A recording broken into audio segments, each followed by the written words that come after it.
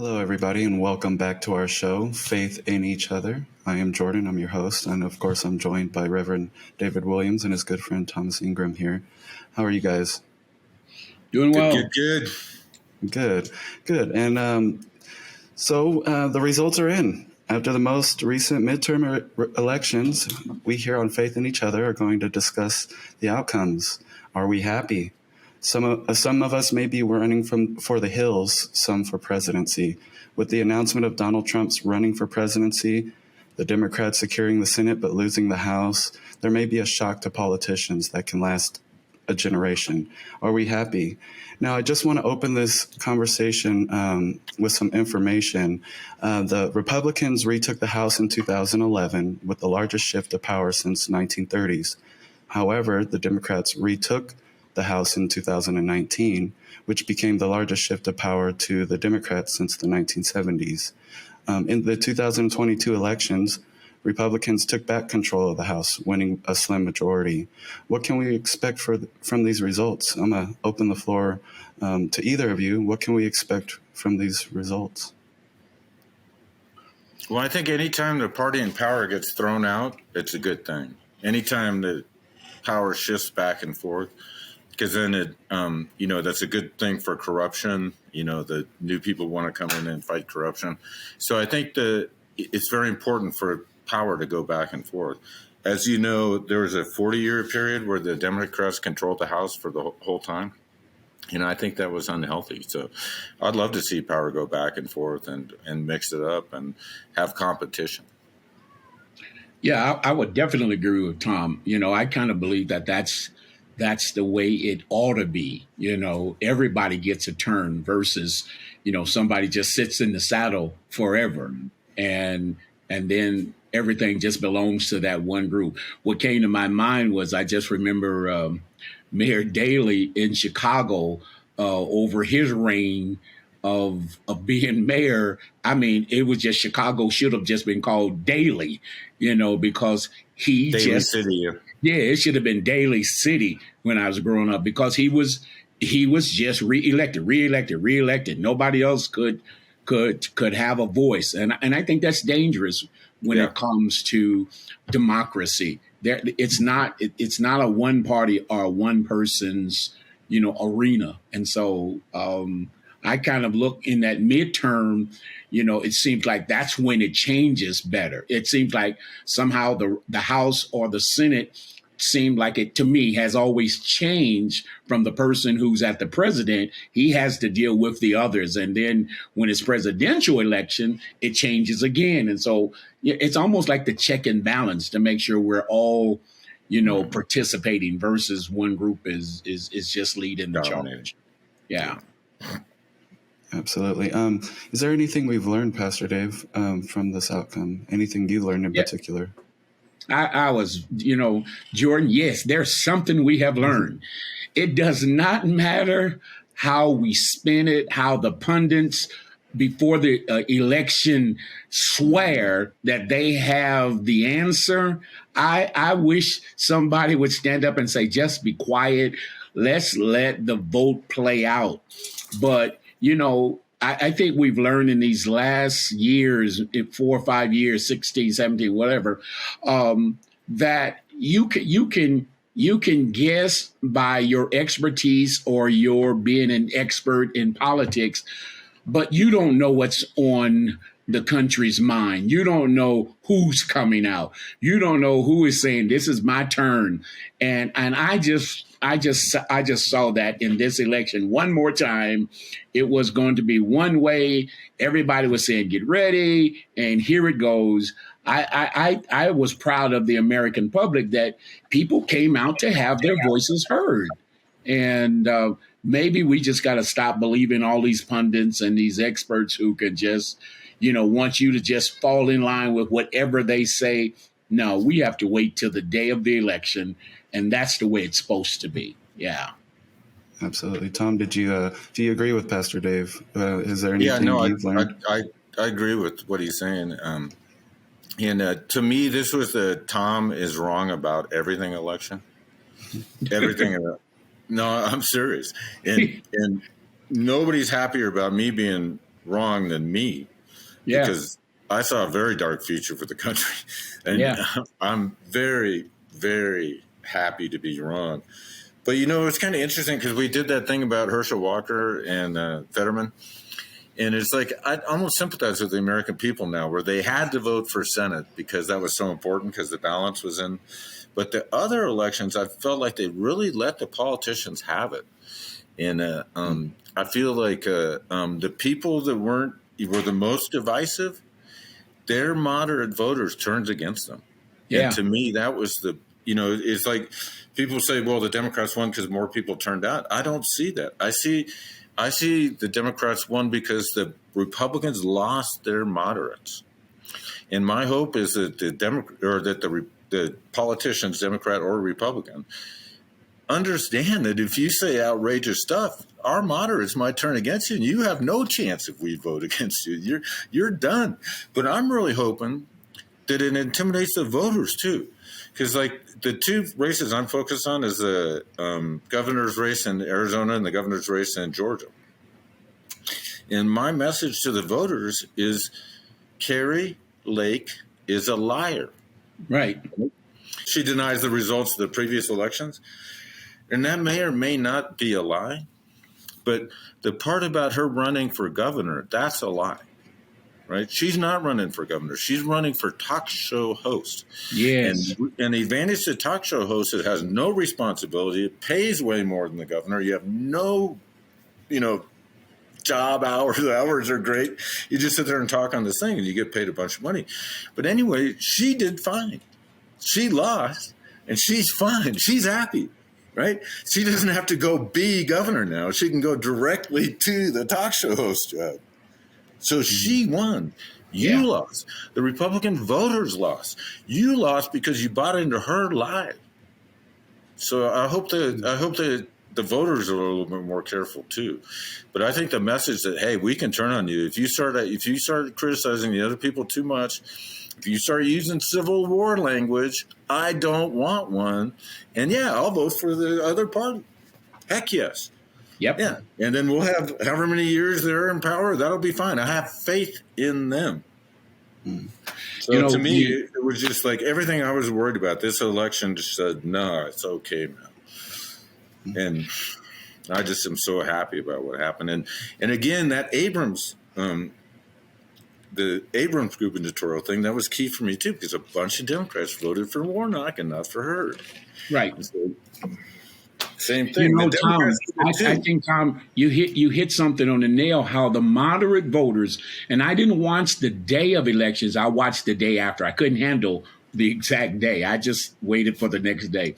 But you heard moderates say they were tired of just the jargon. They didn't like the language. They felt like people were just getting a spotlight to themselves, not concerned for the country. And I was amazed when I heard some of the moderates speak out like that. I thought that was, wow, I'm finally hearing people saying we're using our own brain. We're not, quote, brainwashed in this election. We choose to think, and we want you to know this. We have your destiny in our hands. And that to me was empowering. I'm going, okay. When people are saying, we got to move on with the business of preserving our country and doing what's next best. What's best. Right. And I just was listening to hearing their different interviews, and people were saying, I'm this, I'm with this party, I'm with this party, but this is where I am today.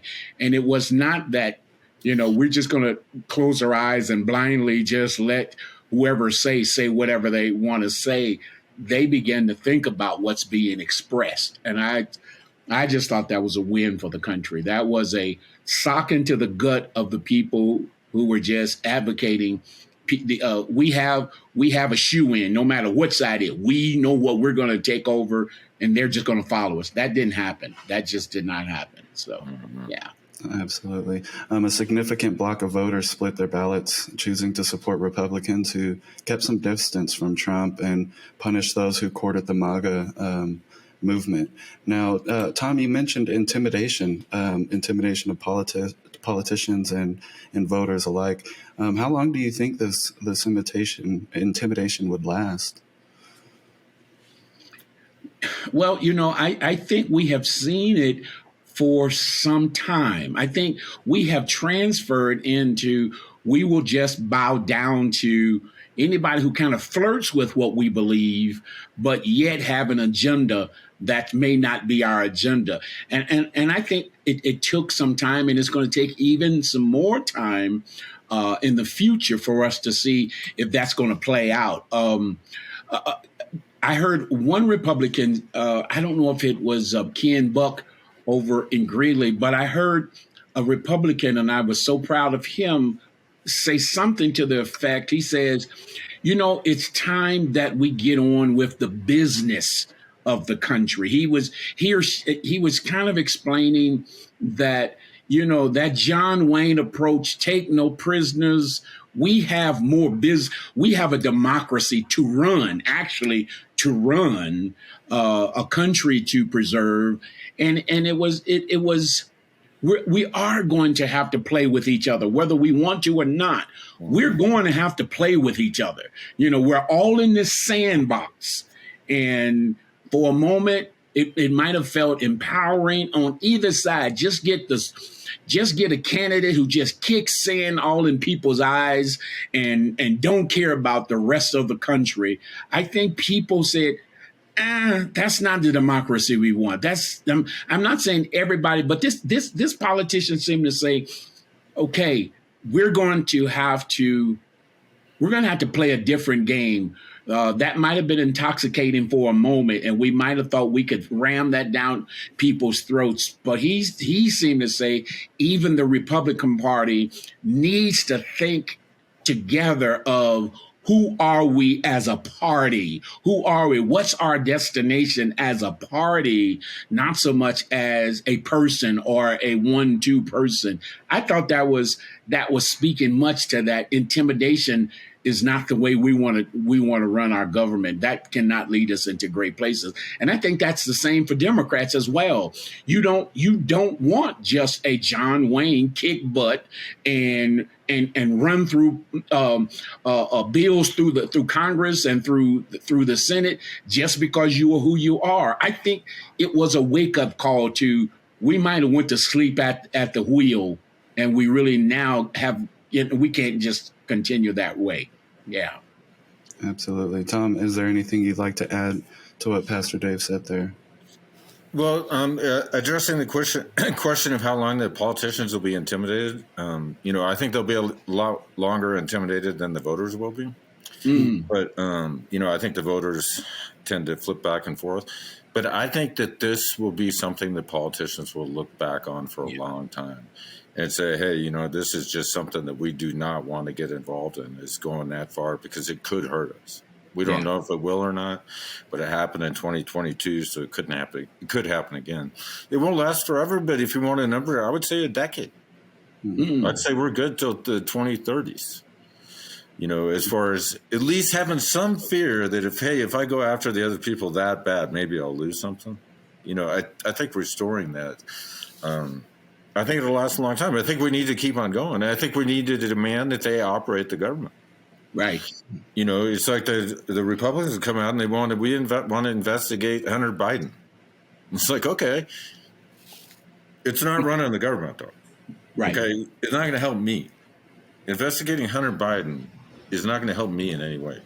I would like you guys to solve the war in Ukraine and, help with homelessness, something that could actually, So, but no, I think that it'll send a message for a long time to politicians. And I think we've made a long way, but I think our job isn't over. And I think it begins again tomorrow. It's like, you don't like the Democrats? Guess what? We need a government. And listen, man, if you don't operate the government, we're going to vote against you. You're next.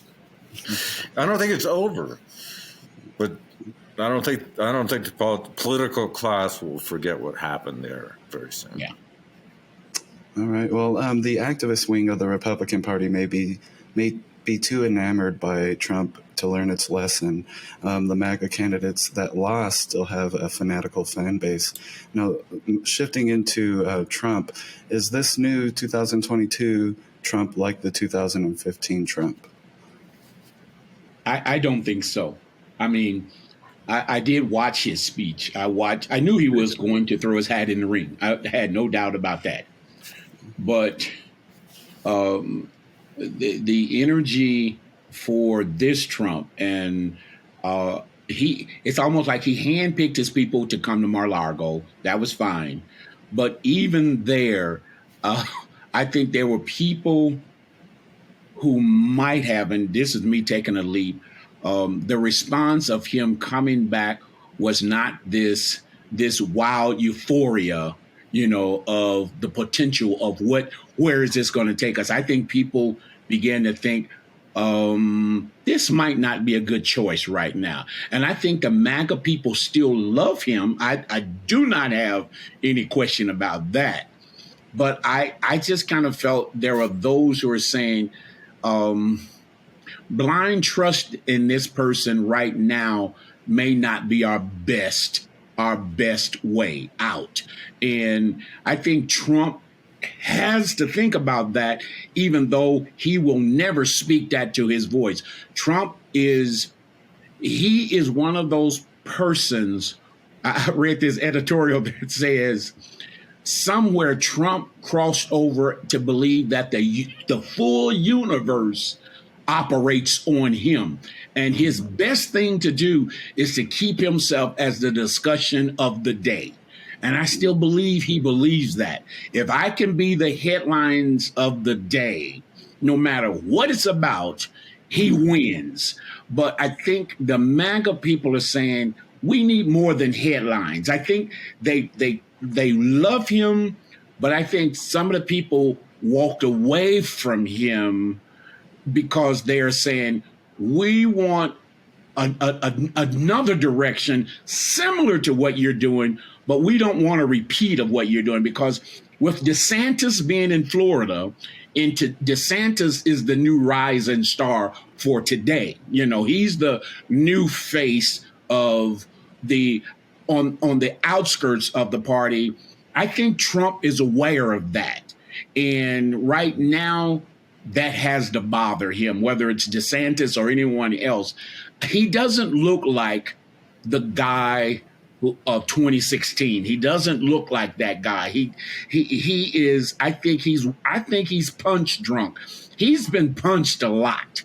He's been like in a ring, being punched, fighting over, and I think that the party is trying to determine how is it going to pivot off of what he started, but in a different way.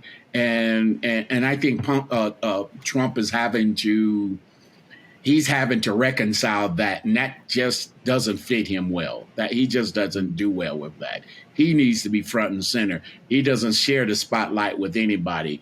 And when his candidates that he supported all the candidates that he supported didn't come out and win, I think that was a huge left punch to him. And so I think he's having to rethink about who is his image going to be. Can he keep up that facade of I'm invincible, everybody will walk and do whatever I say? I think this is a new Trump. I don't say new and improve. I just think it's a new Trump than what we've seen before. Absolutely. The night before Trump's presidential announcement, a conservative group released a series of polls that showed he was trailing Ron DeSantis in a head-to-head contest by double digits among Republican voters in Iowa and New Hampshire. Those states hold votes early in the Republican nomination process. This run could prove a lot harder for him. Now, Tom, what is your take on the new Trump? Yeah, no, to me, so the first thing I think Reverend will agree with me on this is when you no longer have the support. I texted my daughter this as soon as he announced. When you no longer have the support of your daughter, then you're done. Yeah. And Ivanka has already said she's out. Yeah. She won't campaign for him. She won't serve for him. So if you lost your daughter, man, you're hurting. Okay. But the one thing I can tell you is the best thing about this election is it got him off the scene, right? And but because nobody likes a loser. I don't care what it is. Nobody likes a loser. And Donald Trump is now a loser. Okay. Right. He lost according to me, he lost his presidential reelection. He lost the midterms, and then he lost the other midterm. So he's a loser now. And but to me, kind of what the Trump thing was people like me, people like the people who work on the factory floor. We wanted someone to stand up and say, hey, you know what? I don't care what you guys think about my ancestors. My ancestors in my heart are okay. That was the message he was sent to deliver. And now he has, and, it's kind of like time to move on, too. I mean, but that guy is a one-trick pony for me. It's the same message over and over again. The other people are out to get you. Mm-hmm. There's no new Trump. That message is the same. To me, his message is the other people are bad, and they're out to get us, the good people of the world. And I think, it was great that the people on my factory floor, their frustration got expressed. But now that we've done that, and it's kind of been registered, maybe it's time to move on to actually operating the government or something like that. But he's a loser now. He's off the stage. That took him off the stage, and that was the best part of it. Best part of the whole election was it took him off the stage. Okay. Yeah, I didn't think about it when Ivanka, did not show up. He had invited her to be on the stage with him. He asked her to be present, and she chose, I'm out of politics. Tom, when you said that, man, that was a huge punch to his ego. Yeah, that was almost a final blow of, Dad, things have changed. Dad, I did it. I did it for you, man. I went out there and I slugged it out for the best I could for you for 4 years. Yeah. And I just can't. I can't do it. I just don't want to do this again. It's too ugly. Yeah. It's too negative. Absolutely. According to exit polls from the recent midterm elections, Trump is just not very popular, including in the key states he would need to win to secure the presidency in a general election. In New Hampshire, only 30% of voters said they wanted him to run for president again. Even in Florida, that number only rose to 33%. Now, what can we expect from this new Trump? I think you should have a talk show host with Carrie Lake. Him and Carrie Lake should get their show. You get an hour a day, man. Fox News or whatever. Yeah. And then you can just spew. Just say whatever you want. And we can choose not to watch. Yeah, and that's what it is. We would choose to turn it off. I think this new Trump, though, I think he's going to stay to his guns. I think he's going to stay to he's going to stay on that one pony show. I can save y'all. I am the savior. I will save you. I don't think he will introduce anything new. I think he will counter any and everything that has happened, whatever, inflation. I will fix the inflation. I think I will finish the wall. I think he's going to try very hard to do that, to show the problems of America lie in one man. And he's going to try to gather people from a one-man position. He's also going to use as much force as he can to bully anyone else from getting into the race.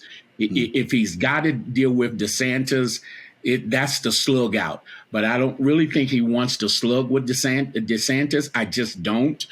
But I think he's going to use his platform to poo-poo anybody else who is even considering running. I think that's part of his arsenal. And I'm not like I said earlier, I'm not a believer in early numbers, percentages. We've learned that doesn't mean anything. 30% in Florida, 25% in New Hampshire. On the day of voting, we don't know where people will come out. Now, we got 2 years. And I just think, I just want to hold on. I hope that some of the people who are yet in office. It's funny how both the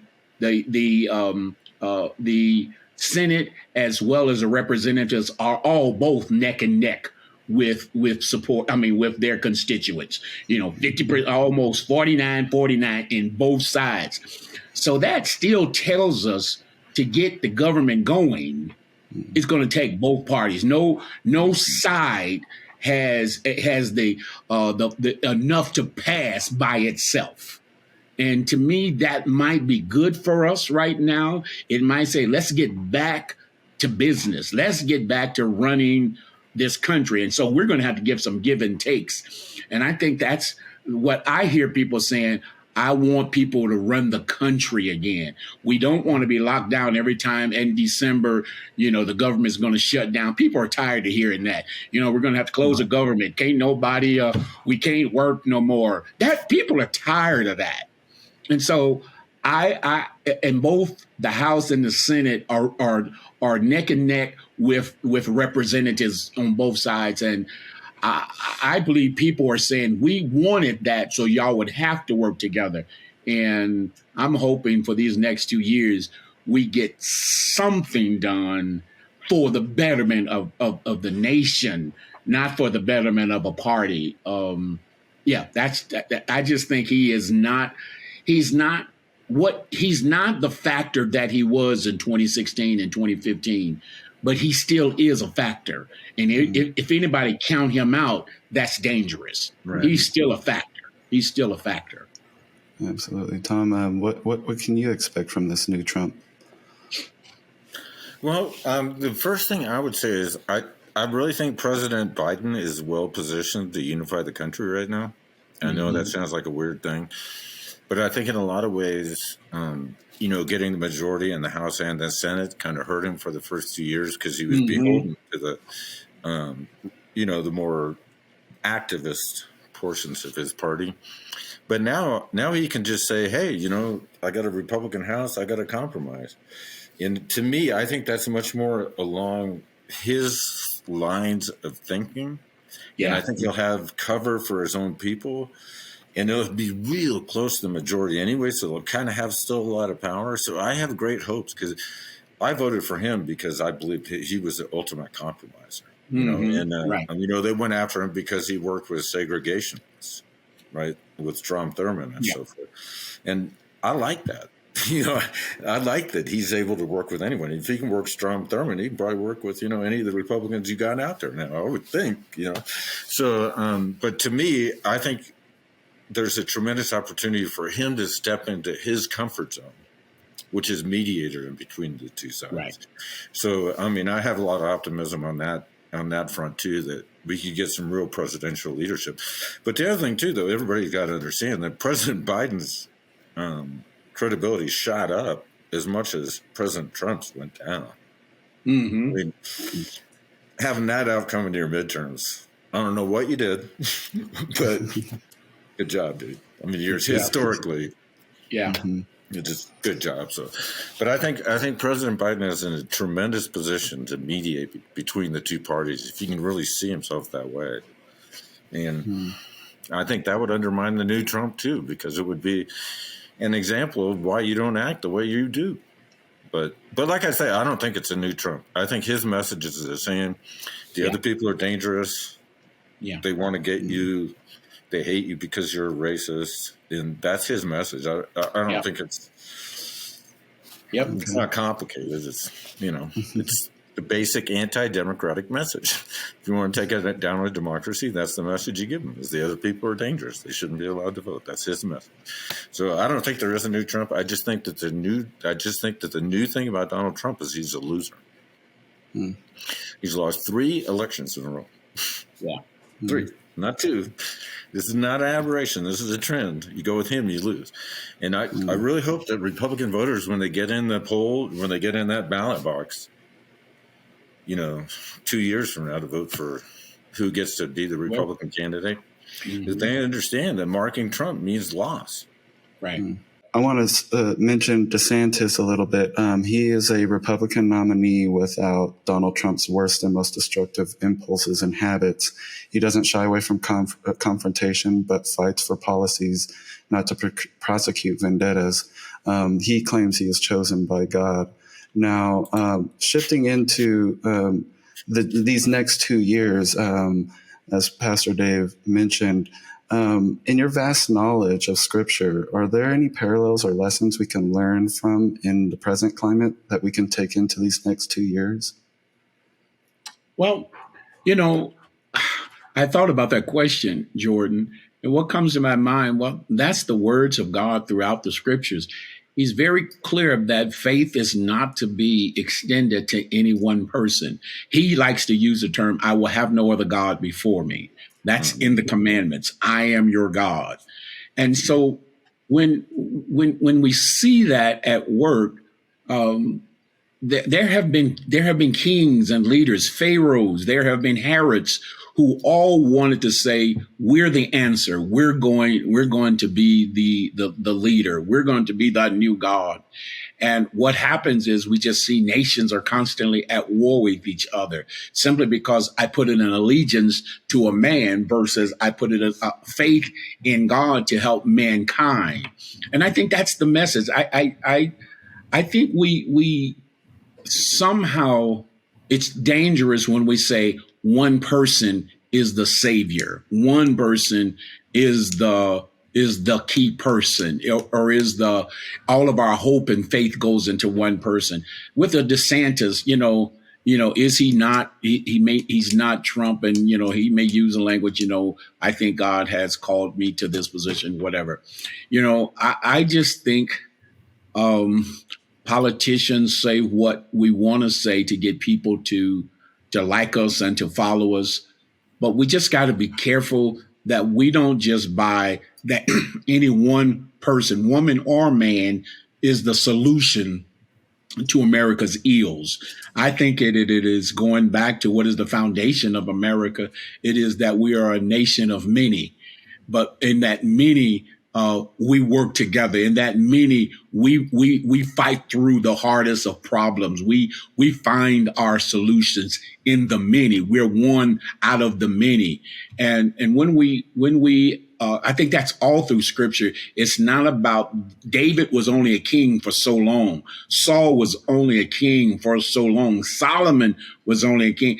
But all of them ran into the danger of, well, when you read the Proverbs, you get where Solomon all of a sudden kind of loses his ideal of, I'm here because of God. Even though he starts out with God, Solomon loses the kingdom. The kingdom becomes split under Solomon, who starts out by saying, everything that I have has come through the hands of God. And so I just think it's dangerous when any of us believe that we are the savior, we are the chosen Messiah in ourselves to rectify. But I think people are gullible enough to say, hey, I believe that. I believe in Pastor Dave. He can fix the world. He can fix the community. That's dangerous. Mm-hmm. And so that's all throughout the scripture. But it was God who just comes by and says, I will have no other God. There will be no other gods. It will always be a nation of people who speak the commands of God in loving your neighbor, fighting for your neighbor, working with your neighbor, being a village together. And when we lose sight of that, when you choose to put all of your trust in a human being, you're just setting yourself up for failure. And that's throughout scripture. And so I just believe that, yes, we need strong leaders and great leaders, but it's not to the point where we just say their job is to heal the nation. No, the healing of the nation is our job. That's how we are to live in this world. Yeah. Absolutely. Thank you for that. Now, my next question is for you, Tom. As a businessman and entrepreneur, how does this change affect your business and its life cycle? Are you concerned that you could face difficulties in the future or the years to come? I think what entrepreneurs want is good government. You know, we want the police to protect our facility when we're sleeping at home, and we want the system to operate. And to me, this election is an election where it seems like the system's going to operate again. So to me, as an entrepreneur, I thought, you know, it was a very positive outcome. But, you know, we were talking last time, you know, and it was after the show. We weren't actually talking during the show, but you guys said it was like too soon to forgive for African American people. Both of you said that. It hit me really hard. You guys just barely mentioned it, but I thought about it all week. And, you know, and I don't know what it's like, obviously, but I came to the conclusion in my own heart that I wouldn't be able to forgive either. You know, I mean, it would be too soon for me. And so that made me just feel like totally pathetic. You know, I was wrong about everything that I was asking you guys to do. And I apologize for everything my community had done to your community. But now it's more like I'm apologizing to you for a lot of stuff I said. And I'm thinking back on it, and I don't feel quite as comfortable with some of the things I said where you need to forgive so we can make democracy work. But in a lot of what I feel in my heart right now about Trump and all of this is I just feel a tremendous optimism that we can work together without forgiveness. You know, it's like I'm not forgiving, but I see that we have to work together anyway. And forgiveness is out there. It can happen. It may happen someday. It can't happen yet because it's a human heart. We can't change that.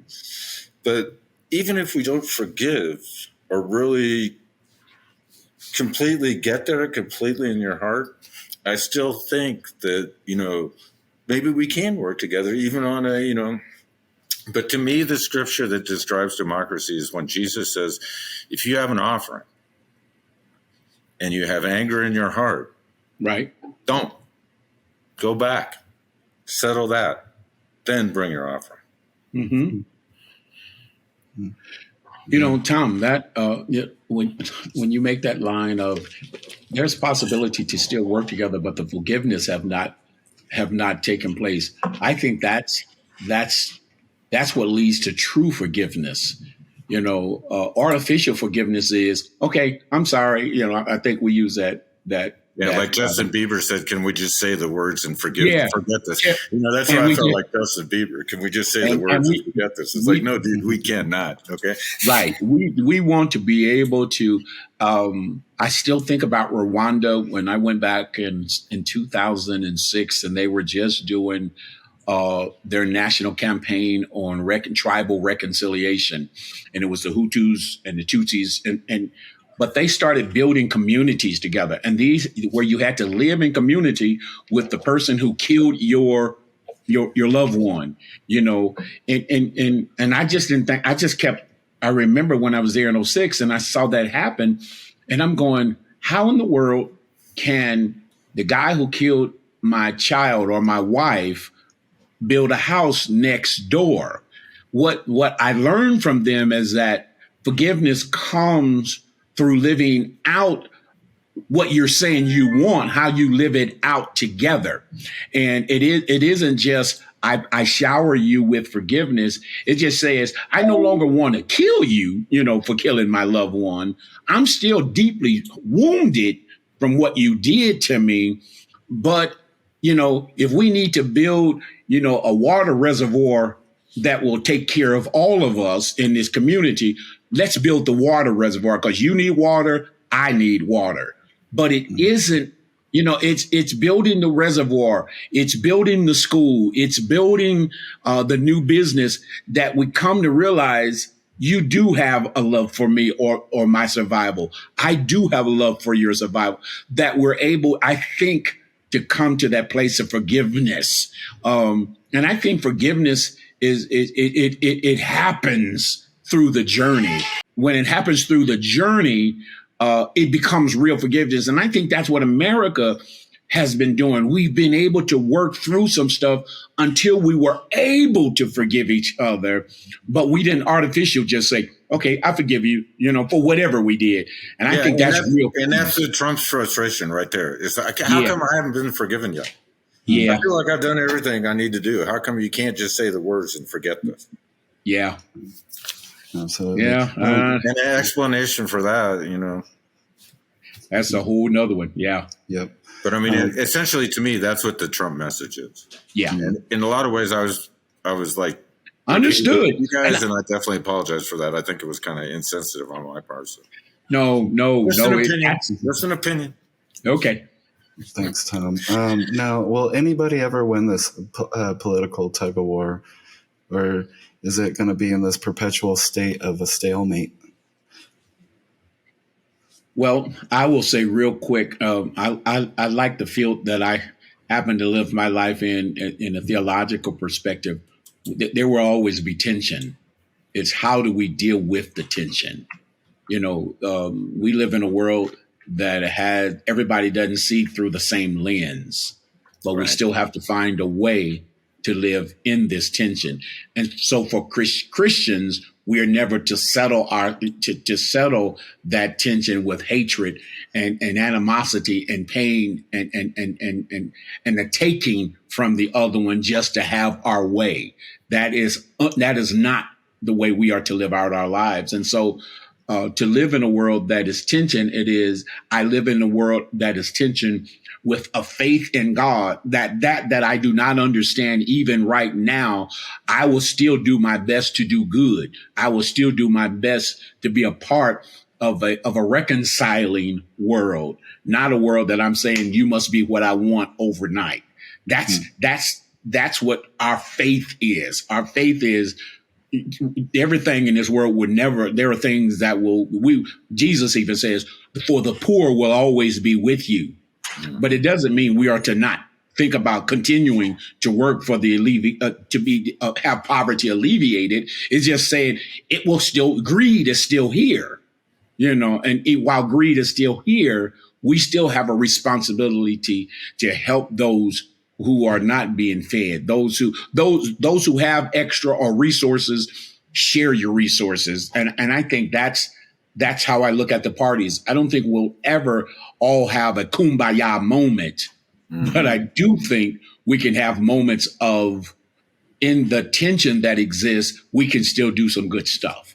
I believe that. That's the faith. We had layoffs this week, and the relationship between the employee and the employer is a very difficult one. It's a contentious one. And there's no way in the world to know what's right. How much should they get paid versus how much I should get paid? Yeah. There's no real way to know what that is. And so what it is, it's just a stalemate, right? Where, you push back and they push back and they push back, but you still have to ship the product. Yeah. Right? So I'm saying, we can't have democracy without forgiveness. It's like, well, you operate your company that way. Why can't you, it's like, there's this tension between management and the workers, and nobody knows what's right? We don't know what's really the right spot where it should be. We know that this isn't right. And we know that this isn't right. But in here, we don't really know. So it's a constant, stalemate, and that's okay. That's what life is. Life is a stalemate. And can we live in that stalemate without murdering each other? Can we live in that stalemate without demanding that the other person forgive you? Yes. And I think we can. I just think we can. Do business. And it's our responsibility to the system. It's the responsibility of the people coming later. So I think stalemate is okay. I think that's what life is. All right. Well, how do we encourage rational, moderate people to run for office? Jordan, when I read that question, I'm not one much in telling people to run for office. I ask people to. There's an old hymn in the hymn books that says, "Brighten the corner where you are." I'm more about asking people to live the best world that they can in the corner that they occupy, and allow that to be your momentum. Versus I'm always scared when somebody says, when I become a senator, then I will care for my community and care for my counties and whatever. No, you care for your counties and your communities right now. You start at the grassroots and things that you can help improve, be a part of improving. Don't be a part of taking.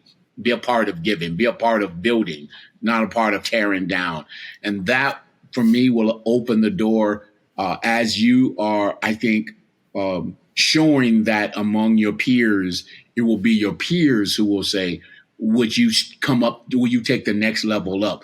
But I'm personally, this is a me personal. I would never tell someone, I think you need to run for office. I just don't. I just think people need to be a part of their communities and brighten the corner right where they are and allow God and their own consciousness to determine, is this ready to be at the next level? I must say this because right now I am so hurt how we're dealing with Herschel Walker. I'm not supporting his position, but he's still a human being. I do not like people just jumping on this bandwagon of just How bad it's easy to bash a man who's down. It's so easy, But anyway, but my answer really ties in with that is if you want better people to run for office, make the experience of running for office, make the experience of being in the office better. Yes. There you Don't go. trash Herschel Washer like you're doing, and don't investigate President Biden's son. And that's If you want better people, if you want better people in office, don't try to throw their son in jail. Yeah, that's just crazy. So that's it. I just go, you do better. Let the people Make the experience better of being in office and running for office, and you'll get better people. You'll get better people. Basic business stuff. Absolutely. Make the environment better to work there, and you'll get better people. Everybody knows this, right? Right. Any final thoughts, guys? Anything you want to throw in there before we wrap up today's episode? Oh, the fight ain't over. I just go, it's just today we just turned the page, but there's much work we need to do with one another. I think in seeing each other as human beings, seeing a nation as we are a nation of people. And we're going to have to continue to fight one for another the best that we can. This isn't the magic bullet or the magic day for some and hurtful to others. I just think we just got work to do. It just tells you how deep we need work. We're going to have to work. Yeah. I just appreciate both of you going on this journey with me, and I just feel like I've gotten so much out of it. And I feel like I really changed this week. My outlook on life is different than it was 2 weeks ago. Well, Tom, thank you for you're the provider for this platform. And I hope everybody knows that we're here through you. And it has made me think more about things I don't readily think about because it's so easy to only think about the things that you're sure about versus to think about things that, hey, you need to think about this as well. So yeah, it's outside the comfort zone, right? This is outside the comfort zone. Yeah, yes, I'm just here so I don't get fined. All right, guys. The midterms are over, and in no time we will be voting for a new president. We will need faith in each other more than ever to navigate the way forward because the noise will only get louder as 2024 approaches. We must hold on to the hope that moderate voters and rational thinking will be the glue that holds our democracy together. The right and the left must find a way to move forward and work together, even without forgiveness, so that we can start a journey towards true forgiveness. Let's all do something this week to start on that journey. It begins with your neighbors, your family, your friends, your coworkers. Let's build some faith in each other. And of course, I want to thank you guys, Pastor Dave and Tom, for being here. And of course, I want to thank all our viewers out there. And we'll see you next time on Faith in Each Other.